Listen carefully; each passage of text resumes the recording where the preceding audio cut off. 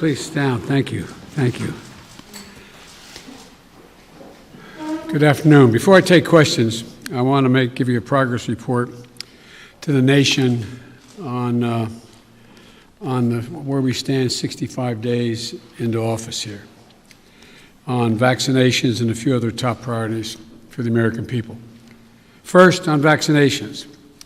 On December 8th, I indicated that I hope to get 100 million shots in people's arms in my first 100 days. We met that goal last week by day 58, 42 days ahead of schedule. Now today I'm setting a second goal, and that is we will, by my 100th day in office, have administered 200 million shots in people's arms. That's right, 200 million shots in 100 days. I know it's ambitious, twice our original goal, but no other country in the world has even come close, not even close to what we were doing. I believe we can do it. And today, we made a historic investment in reaching the hardest hit and the most vulnerable communities, the highest risk communities, as a consequence of the virus, by investing an additional $10 billion in being able to reach them.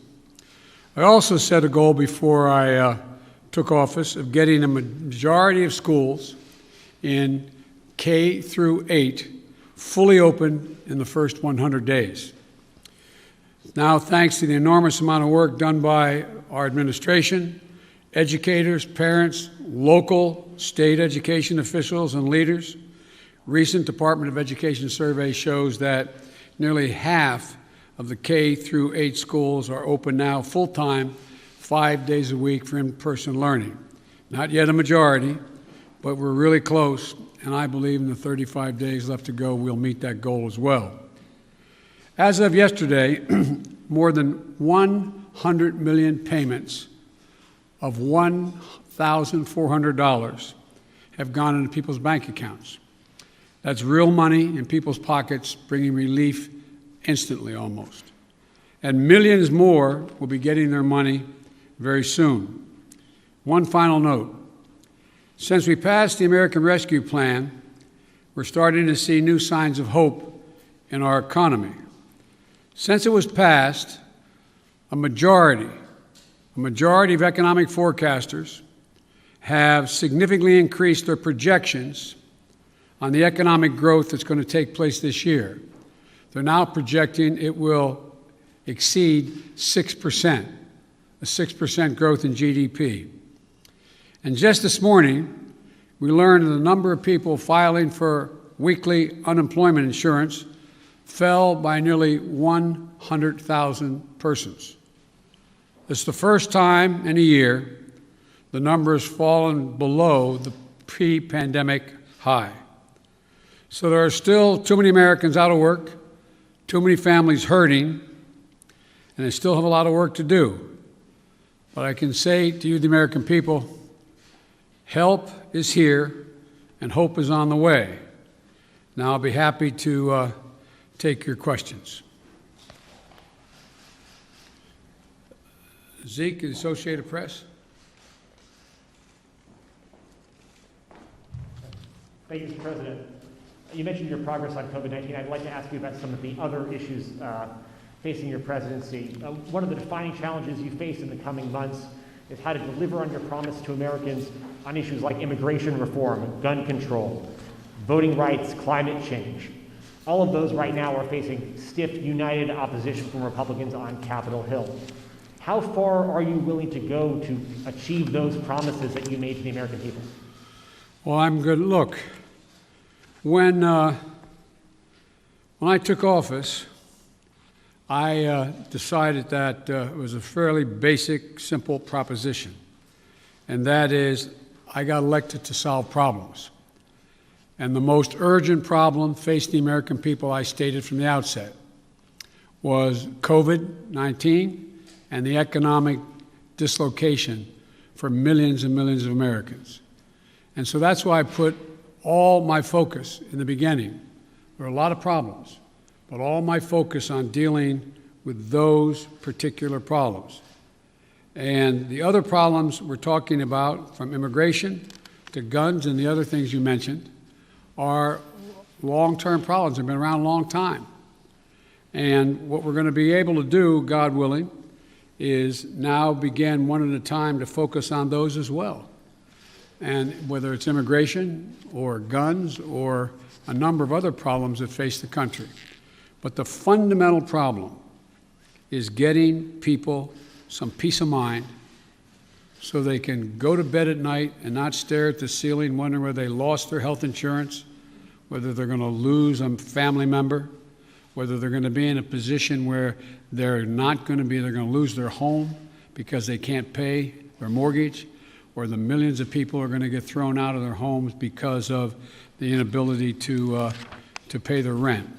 So we're going to move on these one at a time, try to do as many simultaneous as we can, but that's the reason why I focused as I have. And here's the deal. I think my Republican colleagues are going to have to determine whether or not we want to work together, or they'll decide that the way in which they want to proceed is to just decide to divide the country, continue the politics of division. But I'm not going to do that. I'm just going to move forward and take these things as they come. And just to follow up, Mr. President, can your presidency be a success if you can't make progress on those four challenges: climate change, immigration reform, gun control, voting rights? Well, I plan on making progress on all of them, but that's going to be for the American people to decide. I think, I doubt whether, maybe you did, maybe others did. I thought, many of you thought there was no possibility of my getting the plan I got passed without any Republican votes. Pretty big deal. Got passed. Growing the economy. People's lives are changing. So let's see what happens. All I know, I've been hired to solve problems, not create division. Okay, how about Yamiche? Thanks so much, Mr. President. You've said over and over again that immigrants shouldn't come to this country right now. This isn't the time to come. That message is not being received. Instead, the perception of you that got you elected as a moral, decent man is the reason why a lot of immigrants are coming to this country and entrusting you with unaccompanied minors. How do you resolve that tension? And how are you choosing which families can stay and which can go, given the fact that even though with Title 42, there are some families that are staying? And is there a timeline for when we won't be seeing these overcrowded facilities run by CPB when it comes to unaccompanied minors? Well, look, I guess I should be flattered. People are coming because I'm the nice guy. That's the reason why it's happening. That I'm a decent man, or however it's phrased. That's why they're coming, because Biden's a good guy. Truth of the matter is, nothing has changed. As many people came, 28% increase in children to the border in my administration, 31% in the last year in 2019 before the pandemic in the Trump administration. It happens every single solitary year. There is a significant increase in the number of people coming to the border in the winter months of January, February, March. It happens every year. In addition to that, there is and by the way, does anybody suggest that there was a 31% increase under Trump because he was a nice guy and he was doing good things at the border? That's not the reason they're coming.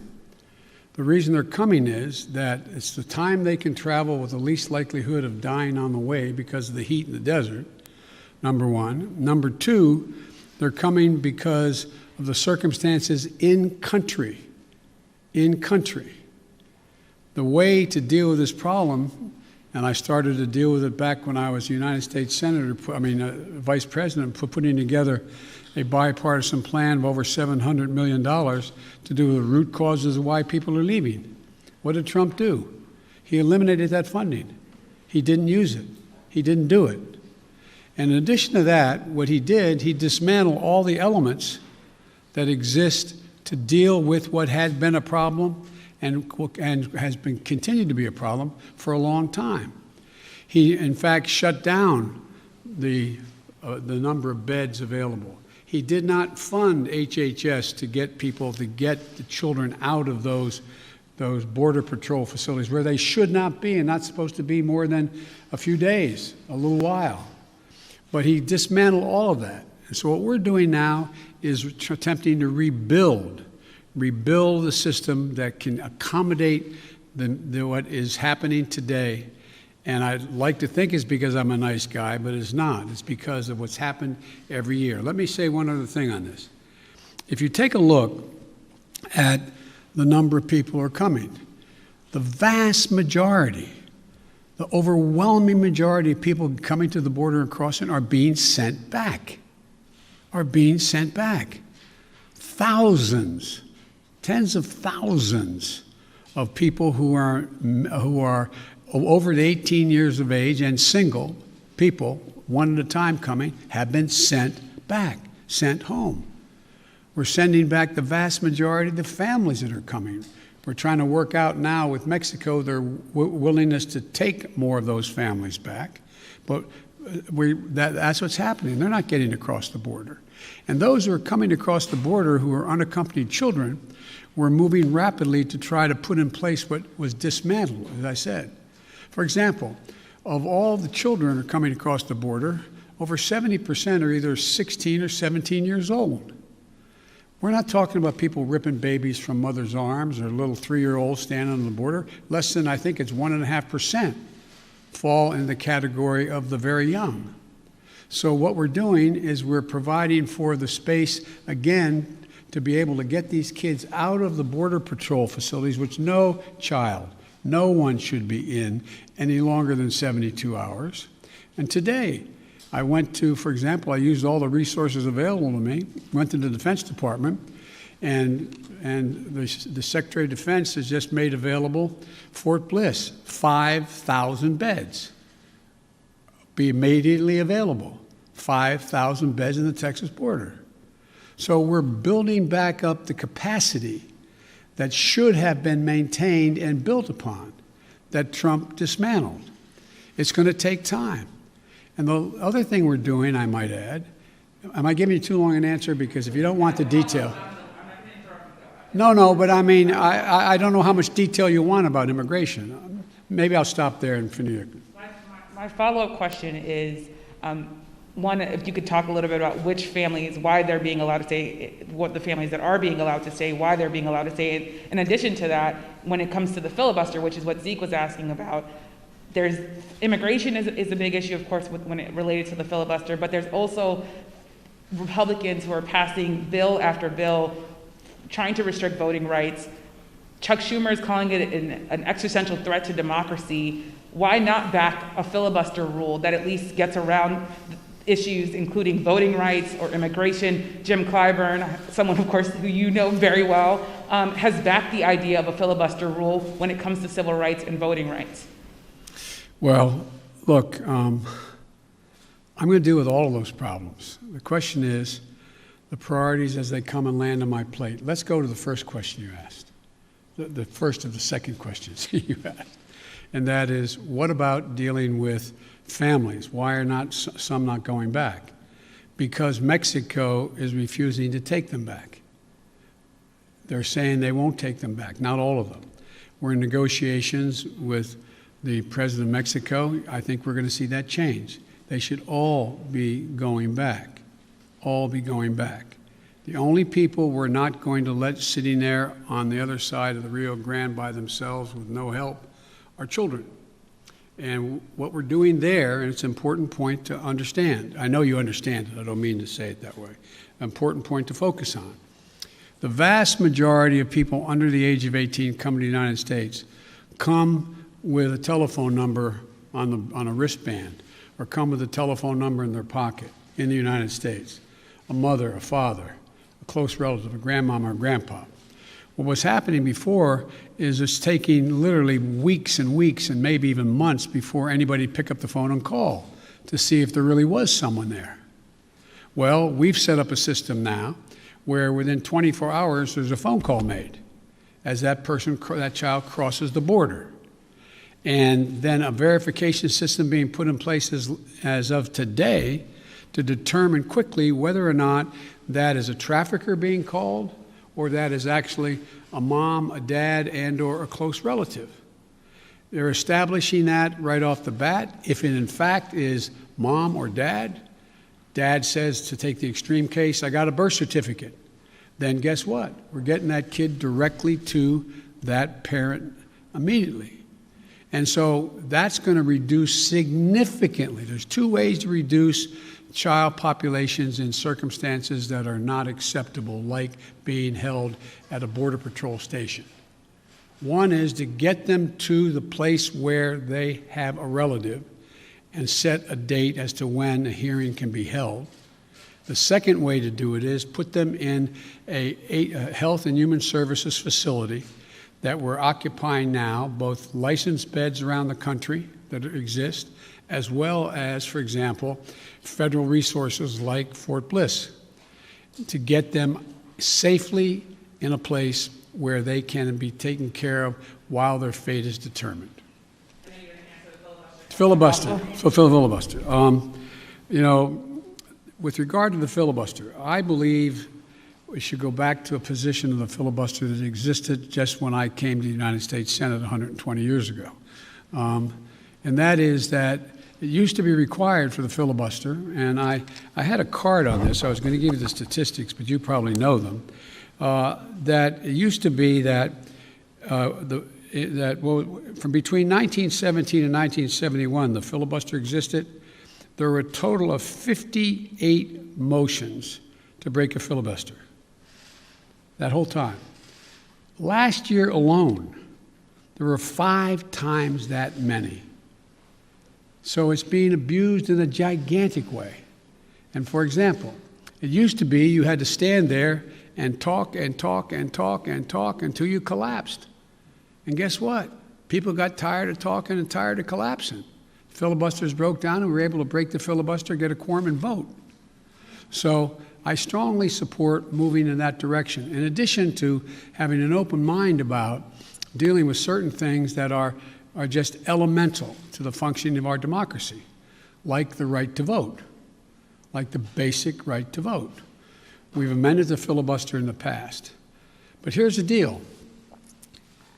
As you observed, I'm a fairly practical guy. I want to get things done. I want to get them done consistent with what we promised the American people. And in order to do that, in a 50-50 Senate, we've got to get to the place where I get 50 votes so that the Vice President of the United States can break the tie, or I get 51 votes without her. And so I'm going to say something outrageous.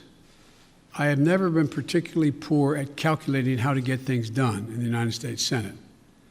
So the best way to get something done, if it holds near and dear to you that you like to be able to, anyway, we're going to get a lot done. And if we have to, if there's complete lockdown and chaos as a consequence of the filibuster, then we'll have to go beyond what I'm talking about. Okay, hang on. Sorry. Oh, Ms. Kim.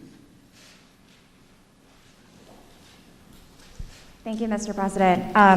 To follow up on the filibuster, so do you believe it should take 60 votes to end a filibuster on legislation, or 51? If we could end it with 51, we would have no problem. You're going to have to, the existing rule, it's going to be hard to get a parliamentary ruling that allows 50 votes to end the filibuster, the existence of a filibuster.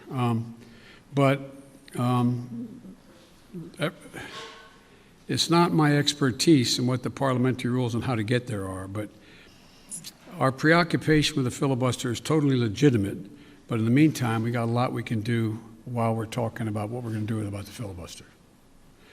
Let me get here. Okay. Cecilia Vega. I'd like to circle back to immigration, please.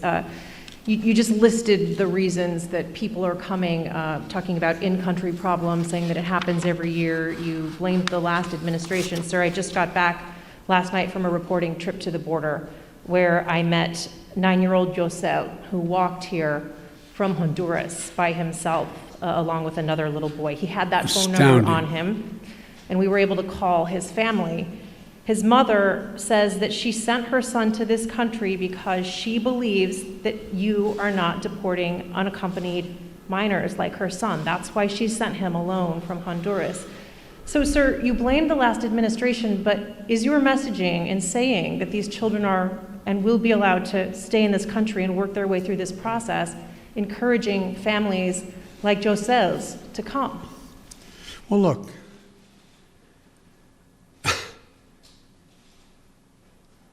the idea that I'm going to say, which I would never do, if an unaccompanied child ends up at the border, we're just going to let him starve to death and stay on the other side. No previous administration did that either, except Trump. I'm not going to do it. I'm not going to do it. That's why I've asked the Vice President of the United States yesterday to be the lead person on dealing with focusing on the fundamental reasons why people leave Honduras, Guatemala, El Salvador in the first place. It's because of earthquakes, floods. It's because of lack of food. It's because of gang violence. It's because of a whole range of things that when I was vice president had the same obligation to deal with unaccompanied children. I was able to get it slowed up significantly by working with the heads of state of those communities to do things like in one of the major cities, the reason people were leaving is they couldn't walk the street because their kids were getting beat up or shot or gang violence.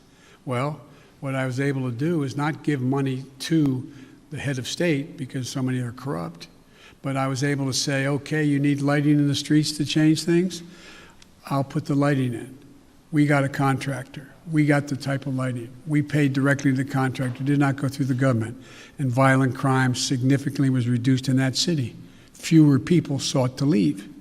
When this hurricane occurred, the 2 hurricanes, instead of us going down and helping in a major way so that people would not have a reason to want to leave in the first place because they didn't have housing or water or sustenance, we did nothing.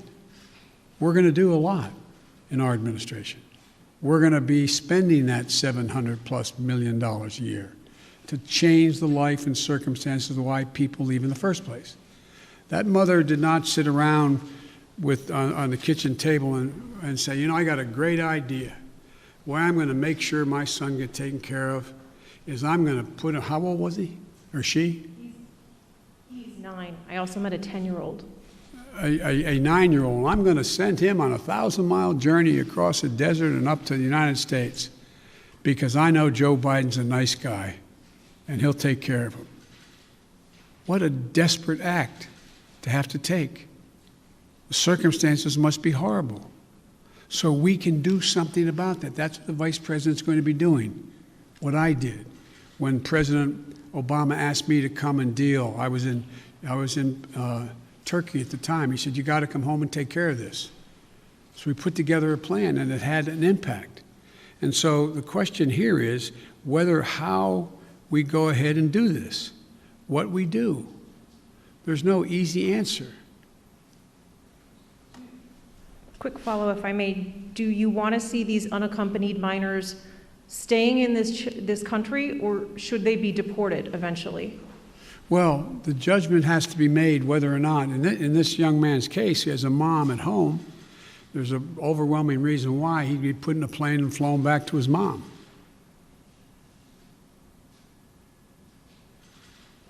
Follow, sir. You mentioned circumstances that must be horrific. The Customs and Border Protection Facility in Donna, Texas, I was there, is at 1,556% capacity right now with mostly unaccompanied minors. There are kids that are sleeping on floors. They are packed into these pods. I've spoken to lawyers who say that some of these children have not seen the sun in days. What's your reaction? What is your reaction to these images that have come out from that particular facility? Is what's happening inside acceptable to you? And when is this going to be fixed? That's a serious question, right? Is it acceptable to me? Come on. That's why we're going to be moving 1,000 of those kids out quickly. That's why I got Fort Bliss opened up. That's why I've been working from the moment this started to happen to try to find additional access for children to be able to safely, not just children, but particularly children, to be able to safely be housed while we follow through on the rest of what's happening. That is totally unacceptable.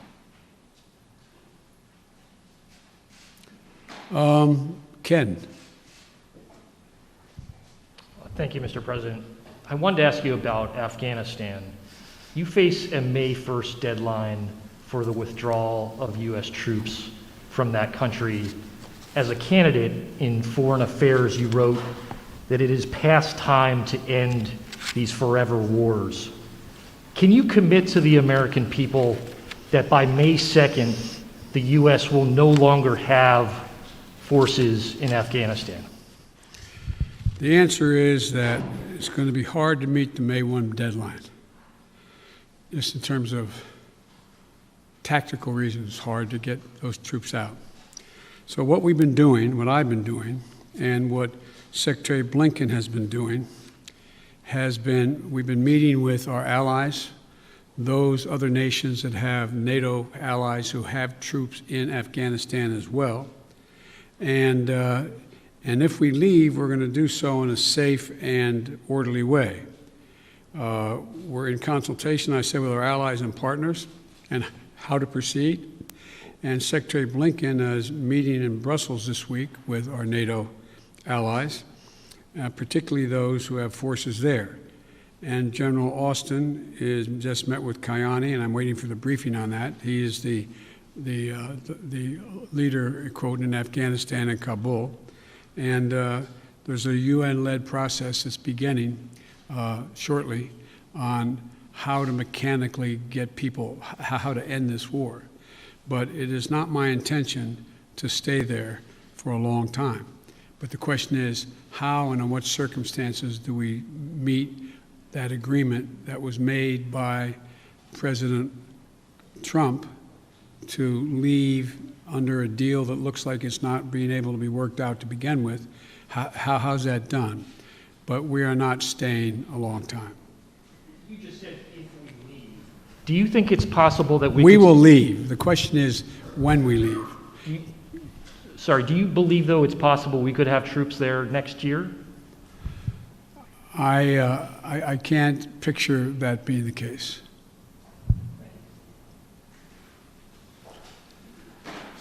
Okay, Kristen.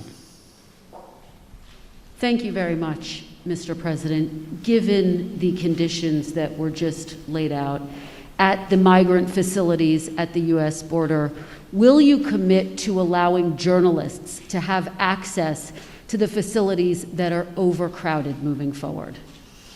I will commit when my plan very shortly is underway to let you have access to not just them, but to other facilities as well.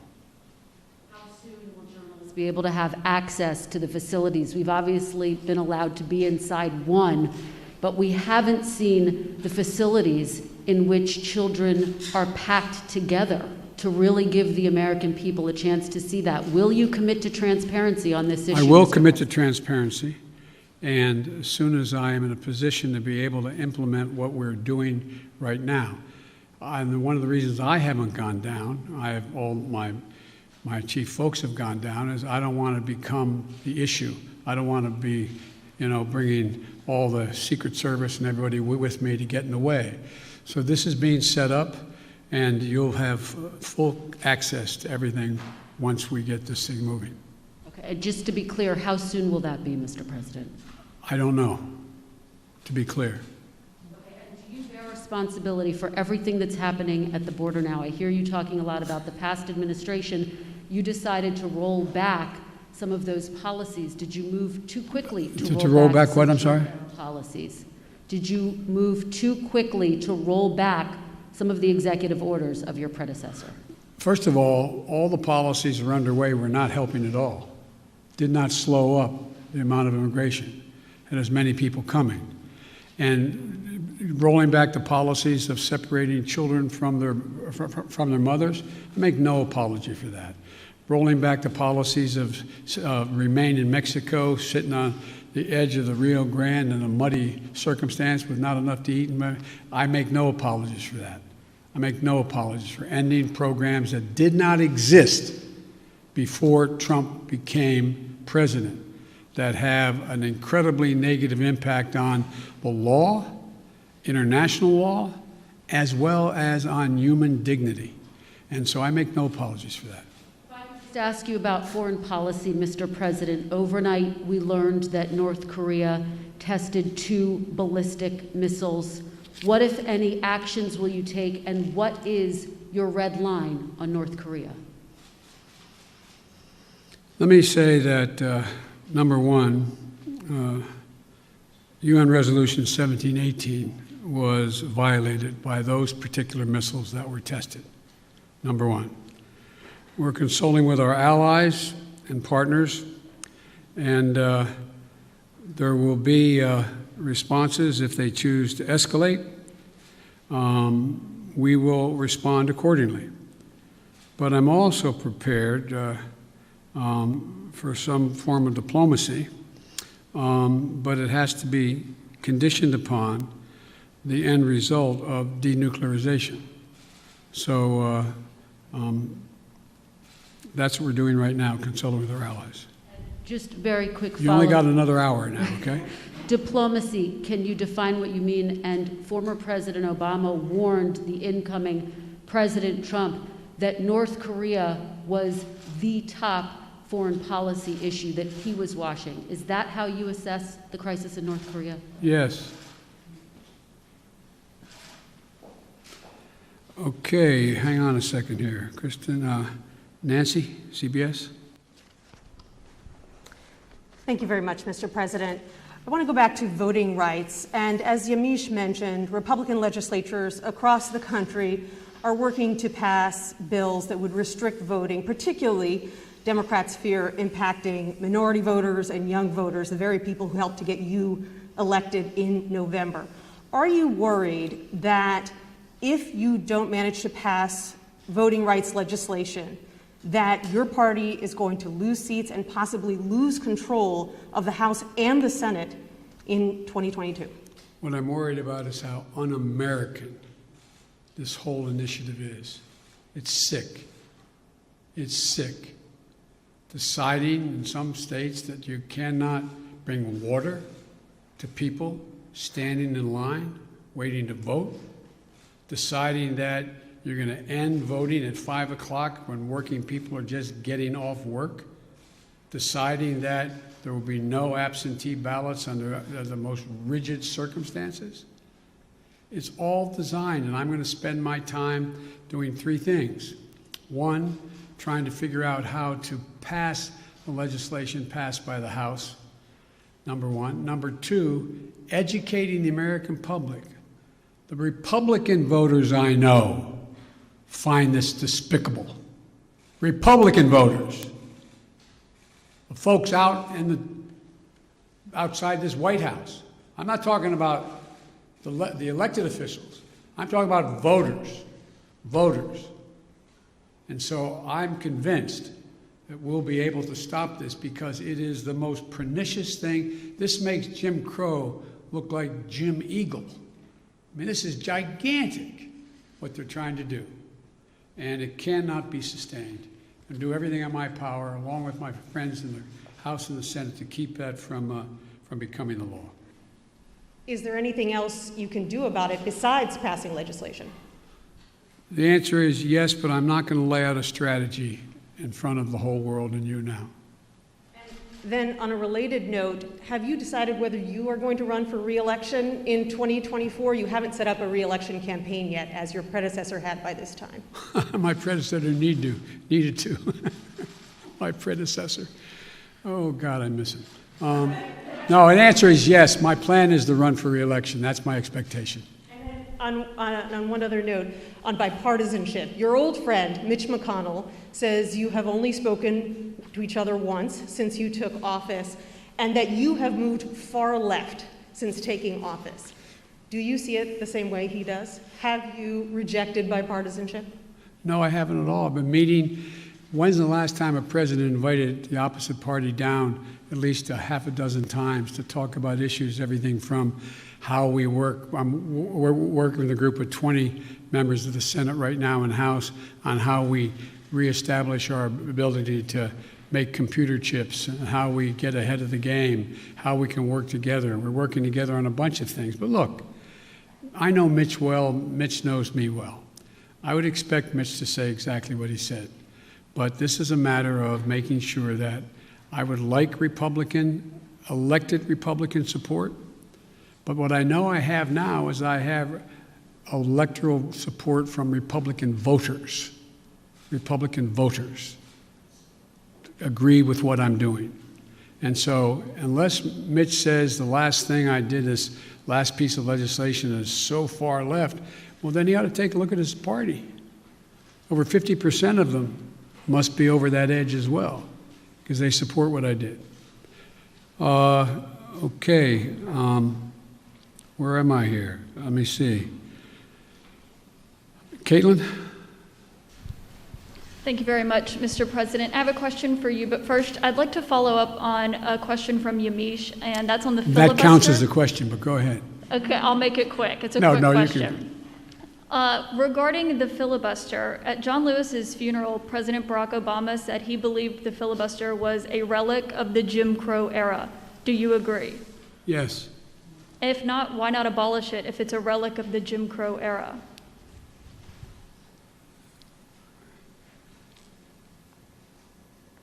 Successful electoral politics is the art of the possible. Let's figure out how we can get this done and move in the direction of significantly changing the abuse of even the filibuster rule first. It's been abused from the time it came into being by an extreme way in the last 20 years. Let's deal with the abuse first. It sounds like you're moving closer to eliminating the filibuster. Is that correct? I answered your question. You also just made some news by saying that you are going to run for re-election. I said that is my expectation. So is that a yes, that you are running for re-election? Look, I don't know where you guys come from, man. I've never been able to travel. I'm a great respecter of fate. I've never been able to plan 3.5 years ahead for certain. And if you do run, will Vice President Harris be on your ticket? I would fully expect that to be the case. She's doing a great job. She's a great partner.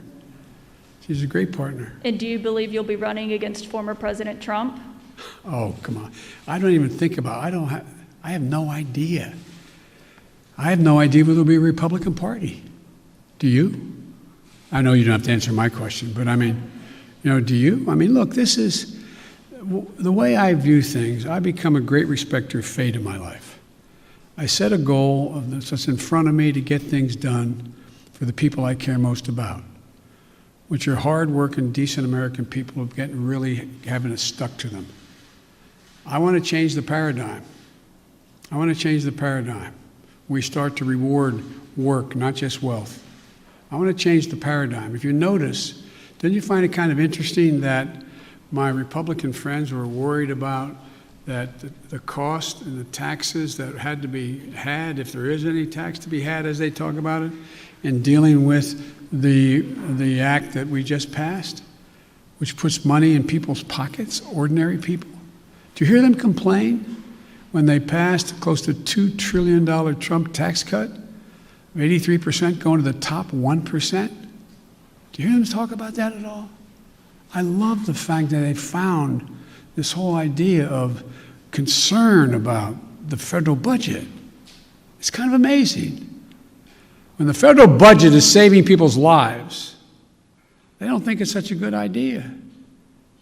When the federal budget is feathering the nest of the wealthiest Americans, 90 of the Fortune 500 companies making billions of dollars, not paying a cent in taxes, reducing taxes to the point that people who are making, if you're a husband and wife, a school teacher, and a cop, you're paying at a higher rate than the average person making $1 billion a year is. Something's wrong. Their newfound concern. I'm concerned. Look, I meant what I said when I ran, and a lot of you still think I'm wrong, and I respect that. I said I'm running for 3 reasons. to restore the soul, dignity, honor, honesty, transparency to the American political system.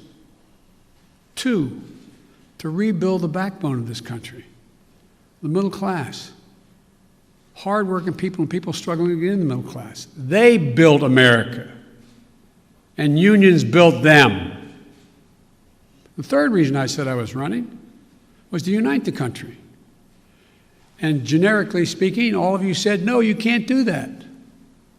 Well, I've not been able to unite the Congress, but I've been uniting the country based on the polling data. We have to come together. We have to. So from my perspective, you know, it's, to me, it's about just, you know, getting out there, putting one foot in front of the other, and just trying to make things better for people. Just hard-working people. People get up every morning and just want to figure out how to put food on the table for their kids, be able to have a little bit of breathing room, being able to have, make sure that they go to bed not staring to the ceiling like my dad did, wondering whether, since he didn't have health insurance, what happens if mom gets sick or he got sick. These are basic things. Basic things. And I'm of the view that the vast majority of people, including registered Republicans by and large, share that same view, that same sense of what is, you know, what's appropriate. Justin Sink, Bloomberg. Thanks, Mr. President. I wanted to ask about your relationship with China now that you've been in office for a couple months. There's obviously the meeting in Alaska that was a little theatrical, and there's the continued human rights abuses. So today, I'm wondering, are you more likely than you were when you came into office to maintain tariffs on China? Are you considering banning imports of forced labor products? And would you consider cutting off U.S. investment or Chinese access to international payment systems? Well, look, they're each specifically legitimate questions, but they only touch a smidgen of what the relationship with China really is about. I've known Xi Jinping for a long time. Allegedly, by the time I left office as vice president, I had spent more time with Xi Jinping than any world leader had, because President Obama and the Chinese President Hu decided we should get to know one another, since it was inappropriate for the President of the United States to spend time with the Vice President of another country. But it was obvious he was going to become the new leader of China. So I spent hours upon hours with him alone with an interpreter, my interpreter and his, going into great detail. He's very, very straightforward. Doesn't have a Democratic with a small d bone in his body, but he's a smart guy. He's one of the guys like Putin who thinks that autocracy is the wave of the future. Democracy can't function in an ever complex world. So when I was elected and he called to congratulate me, I think to the surprise of the China experts who were his people on the call as well as mine listening, we had a 2-hour conversation for 2 hours. And we made several things clear to one another. I made it clear to him again, what I've told him in person on several occasions, that we're not looking for confrontation, although we know there will be steep competition. 2, that we'll have strong competition, but we'll insist that China play by the international rules. Fair competition, fair practices, fair trade. Thirdly, in order to compete effectively, I indicated that we're going to deal with China effectively. And we're going to need 3 things to do that, telling our people. First, we're going to invest in American workers and American science. I said that all through the campaign. I say it again, and I'm setting up my administration to be able to do that, which is that, you know, back in the 60s, we used to invest a little over 2% of our entire GDP in pure research and investment in science. Today, it's 0.7%. I'm going to change that. We're going to change that. The future lies in who can, in fact, own the future as it relates to technology, quantum computing, a whole range of things, including in the medical fields. And so, what I'm going to do is make sure we invest closer to 2%.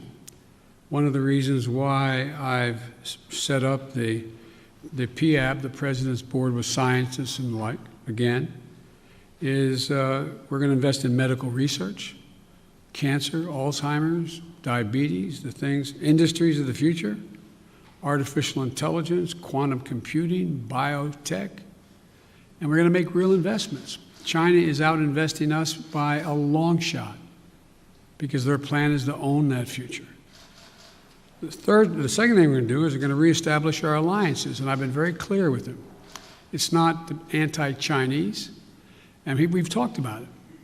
I want to make sure that, for example, later today, after this, as a matter of fact, shortly after this, which is fine, we're going close to an hour. I'm happy go longer, but one of the things that I'm going to be doing, I'm going to be speaking with 27 heads of state in Europe.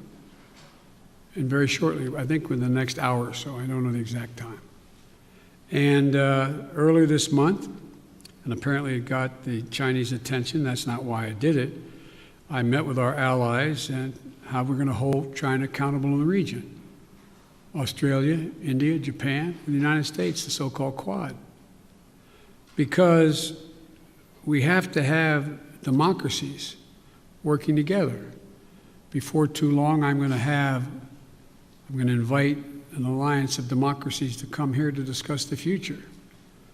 And so we're going to make it clear that in order to deal with these things, we are going to hold China accountable to follow the rules. To follow the rules. Whether it relates to the South China Sea or the North China Sea or the agreement made on Taiwan or a whole range of other things. And the third thing, and the thing that I admire about dealing with Xi is he understands, he makes no pretense about not understanding what I'm saying any more than I do him. I pointed out to him, no leader can be sustained in his position or her position unless they represent the values of the country. And I said, Mr. President, as I've told you before, Americans value the notion of freedom. America values human rights. We don't always live up to our expectations, but it's a value system. We are founded on that principle. And as long as you and your country continues to so blatantly violate human rights, we are going to continue in an unrelenting way to call to the attention of the world and make it clear what's happening. And he understood that. I made it clear that no American president, at least one did, but no American president ever backed down from speaking out of what's happening to the Uyghurs, what's happening in Hong Kong, what's happening in country. That's who we are. The moment a president walks away from that, as the last one did, is the moment we begin to lose our legitimacy around the world. It's who we are. So I see stiff competition with China. China has an overall goal, and I don't criticize them for the goal, but they have an overall goal to become the leading country in the world, the wealthiest country in the world, and the most powerful country in the world. That's not going to happen on my watch, because the United States is going to continue to grow and expand. All right, just to follow up on the meeting of democracies, is that where you expect in a multilateral way to make these decisions about sanctions or No, that's not where I make the decision. That's where I make sure we're all on the same page. All on the same page. Look, I predict to you, your children or grandchildren are going to be doing their doctoral thesis on the issue of who succeeded, autocracy or democracy. Because that is what is at stake. Not just with China. Look around the world. We're in the midst of a fourth industrial revolution of enormous consequence. Will there be middle class? How will people adjust to these significant changes in science and technology, the environment? How will they do that? And our democracy is equipped, because all the people get to speak, to compete. It is clear, absolutely clear, and most of the scholars I dealt with at Penn agree with me around the country, that this is a battle between the utility of democracies in the 21st century and autocracies. If you notice, you don't have Russia talking about communism anymore. It's about an autocracy. Demand decisions made by a leader of a country. That's what's at stake here. We got to prove democracy works. Mr. President, sorry, I know you haven't had a chance to address the tragedies in Georgia and Colorado. You had said to stay tuned for actions that you might take on gun control. Wondering if you've made a decision either about sending the manufacturer liability bill that you had promised on day one to Capitol Hill, or executive actions like going after ghost guns or giving money to cities and states to battle gun control. All the above. It's a matter of timing. As you've all observed, successful presidents, better than me, have been successful in large part because they know how to time what they're doing, order it, decide in priorities what needs to be done. The next major initiative is, and I'll be announcing it Friday in Pittsburgh in detail, is to rebuild the infrastructure, both physical and technological infrastructure of this country, so that we can compete and create significant numbers of really good paying jobs. Really good paying jobs. And some of you who have been around long enough to know that used to be a great Republican goal and initiative. I still think the majority of the American people don't like the fact that we are now ranked, 85th in the world in infrastructure. I mean, look, the future rests on whether or not we have the best airports that can accommodate air travel, ports that you can get in and out of quickly so businesses decide. Some of you, if you're ever local reporters and you found your governor or mayor trying to attract business to your community, what's the first thing the business asked? What's the closest access to an interstate highway? How far am I from freight rail? Is the water available? Is enough water available for me to conduct my business? All the things that relate to infrastructure. We have somewhere, I asked the staff to write it down for me, and they did, not for this, but for a longer discussion.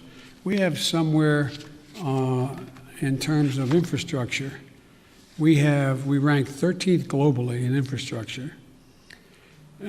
China is investing 3 times more in infrastructure than the United States is. Bridges, more than 1/3 of our bridges, 231,000 of them, need repairs. Some are physical safety risks or preservation work. 1 in 5 miles of our highways and major roads are in poor condition. That's 186,000 miles of highway. Aviation, 20% of all flights weren't on time, resulting in 1.5 million hours lost in production. 6 to 10 million homes in America still have lead pipes servicing their water lines. We have over 100,000 wellheads that are not capped, leaking methane. What are we doing? And by the way, we can put as many pipe fitters and miners on us to work capping those wells at the same price that they would charge to dig those wells. So I just find it frustrating frustrating. You talk about, last point I'll make in the infrastructure, and I apologize for spending more time on it, but is that if you think about it,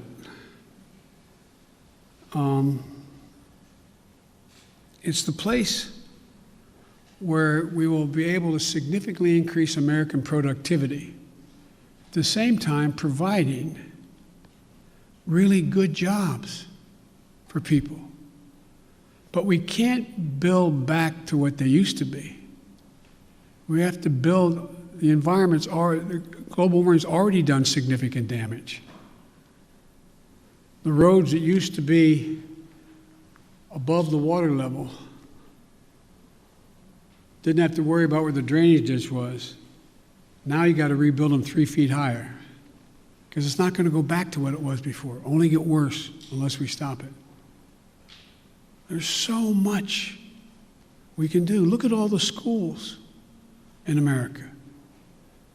Most of you live in the Washington area now, but in your hometowns, I don't know where you're all from. How many schools where the kids can't drink the water out of the fountain? How many schools are still in a position where there's asbestos? How many schools in America we're sending our kids to don't have adequate ventilation? How many homes, buildings, office complexes are wasting billions of barrels of oil over time because they can't hold in the heat or the air conditioning because it leaks through the windows that are so porous in the connections? It's amazing.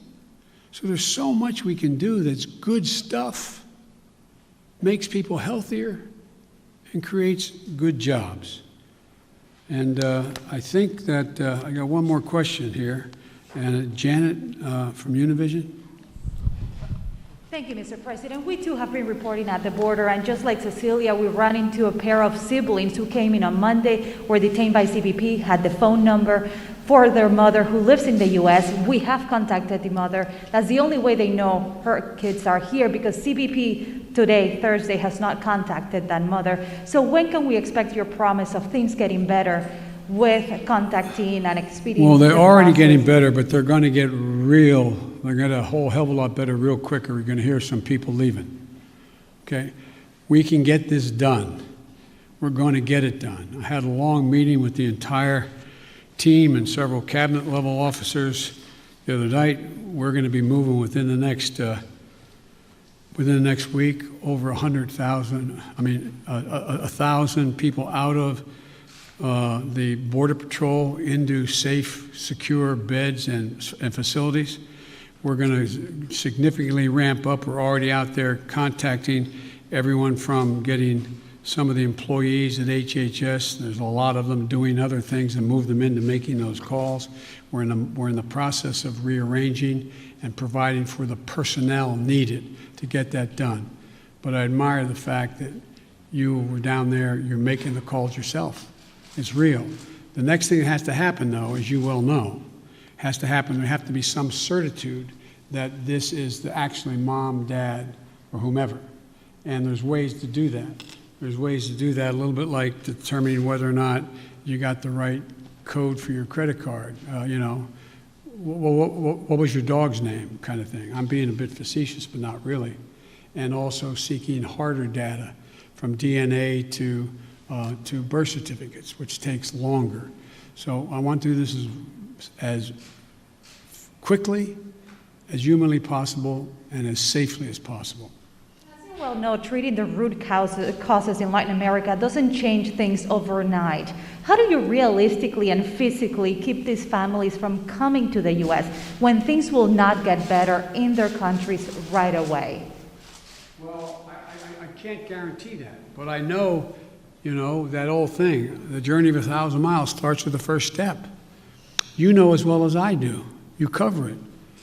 You have it's not like somebody sitting on a hand-hewn table in Guatemala, in somewhere in Mexico or in Guadalupe saying, I got a great idea. Let's sell everything we have. Give it to a coyote. have them take our kids across the border into a desert where they don't speak the language. Won't that be fun? Let's go. That's not how it happens. People don't want to leave. When my great-grandfather got in a coffin ship in the Irish Sea, the expectation was he going to live long enough on that ship to get to the United States of America. But they left because of what the Brits had been doing. They were in real, real trouble. They didn't want to leave, but they had no choice. So I can't guarantee we're going to solve everything, but I can guarantee we can make everything better. We can make it better. We can change the lives of so many people. And the other thing I want to point out to you, and I hope you point out, I realize it's much more heart-wrenching, and it is, to deal with a 5 and 6 and 7-year-old. But you went down there and you saw the vast majority of these children, 70% are 16 years old, 17 years old, and mostly males. Doesn't make it good, bad, or indifferent, but the idea that we have tens of thousands of kids in these god-awful facilities that are really little babies crying all night, there's some, that's true. That's why we got to act. And yesterday, I asked my team, both the director of the two agencies as well as others, I asked them what would they in fact, and I asked their opinion because they're the experts, but I said, focus on the most vulnerable immediately. But there's no reason why in the next month as people cross the border, that phone call can't be made in the first 48 hours and begin. If I may ask one last question, have you had any talks with Senate Republicans who are threatening this administration with not considering the immigration legislation that was passed in the House until the situation at the border has been resolved? No, because I know they have to posture for a while. They sort of got to get out of their system. This is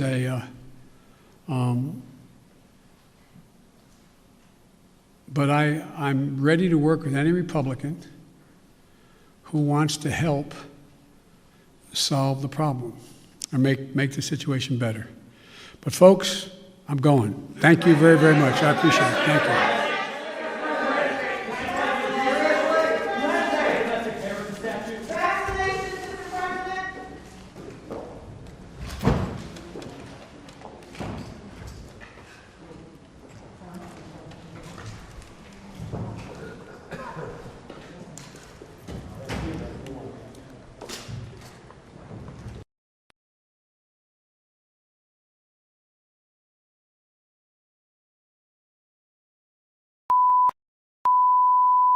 This is the primary audio circuit for the Reuters live service.